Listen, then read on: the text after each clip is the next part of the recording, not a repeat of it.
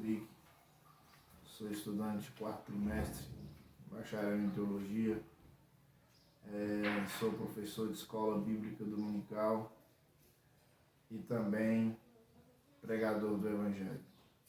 Esse é o meu, é o seu, o canal, o que a Bíblia diz. Hoje iremos falar de um assunto bastante polêmico, onde não existe uma diretriz teológica que consiga certificar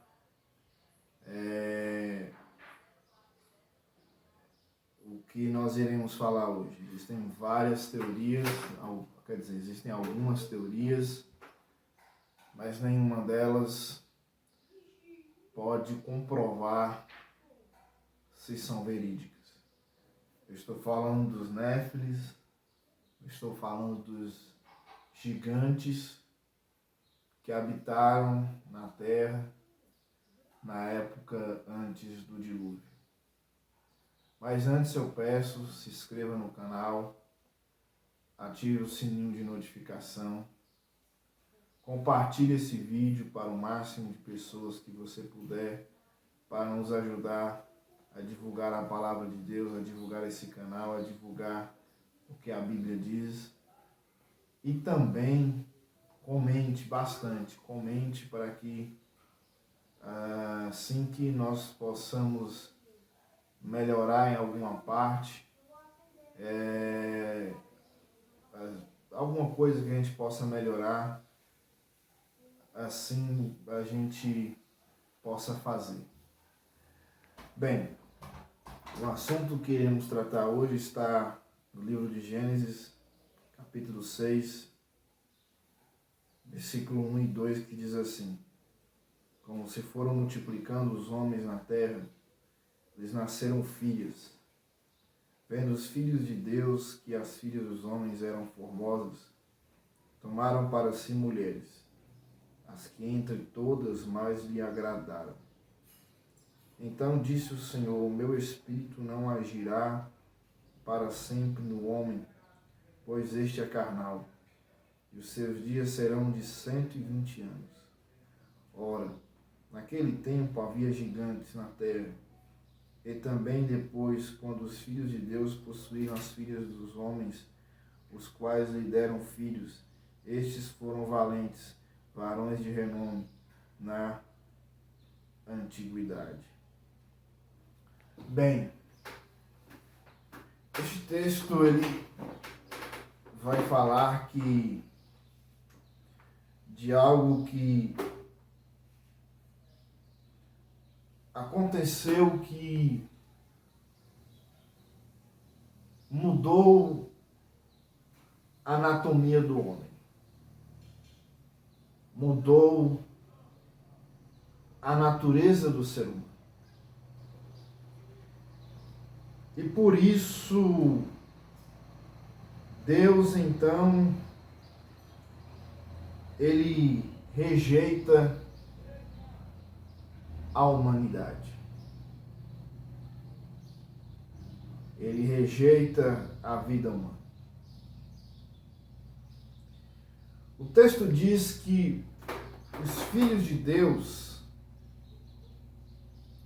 acharam formosas as filhas dos homens e tomaram aquelas mulheres para si, as que lhe agradaram. E daí veio os gigantes, que eram os valentes, os dominadores da terra da antiguidade. Nós estamos falando do período antes do dilúvio.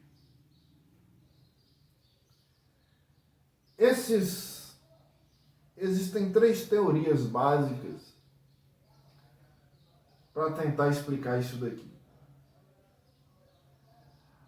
A primeira teoria é uma teoria judaica. Inclusive Flávio Josefo, filho de Alexandria, vários outros filósofos, inclusive rabinos judeus, eles apregoam, eles concordam com essa teoria, de que no passado os anjos caídos, aqueles que foram expulsos do céu com Lúcifer, tomaram as filhas dos homens para si, aquelas que eram belas, porque elas acharam elas belas, coabitaram com elas e houve ali uma mutação genética. E naquele momento nasceram esses gigantes. Essa teoria ela é muito boa, ela é aceita no meio judaico, é aceita por muitos teólogos, inclusive. O grande problema é que anjo não tem sexo.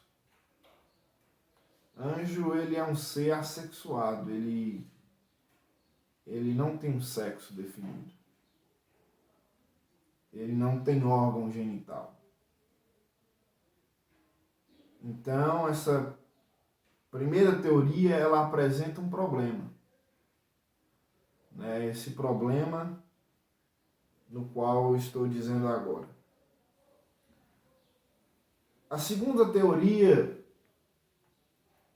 é que os filhos de Sete, que no caso ficou na descendência de Abel, que era filho de Adão, tomou as filhas de Caim. E ali então eles coabitaram. Essa teoria também tem muitos adeptos, inclusive a própria Assembleia de Deus, ela abraça essa teoria. O grande problema dessa teoria é que ela não explica o porquê dessa mudança genética.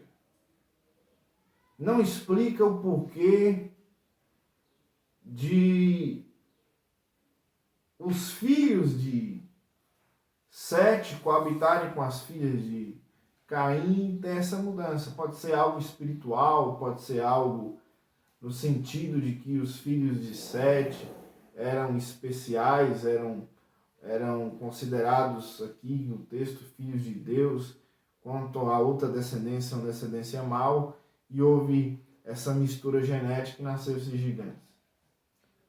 Uma terceira teoria, essa é uma teoria mais nova, ela diz o seguinte, que os anjos que caíram, eles se transformaram em demônios e dominantes de potestades. E naquele momento, eles coabitaram com as filhas de Caim, com as mulheres formosas, e tiveram esses gigantes. Independente de qual teoria esteja certa, o que houve aqui foi uma mudança no genoma humano. E isso é algo que Deus não tolera. Deus não tolera a eugenia. Deus não tolera a mudança da humanidade. A mudança genética humana, assim dizendo. Esse é um limite que Deus se põe. Porque a matéria-prima da criação de Deus é o homem. E a partir do momento que esse homem se transforma, ou se transfigura,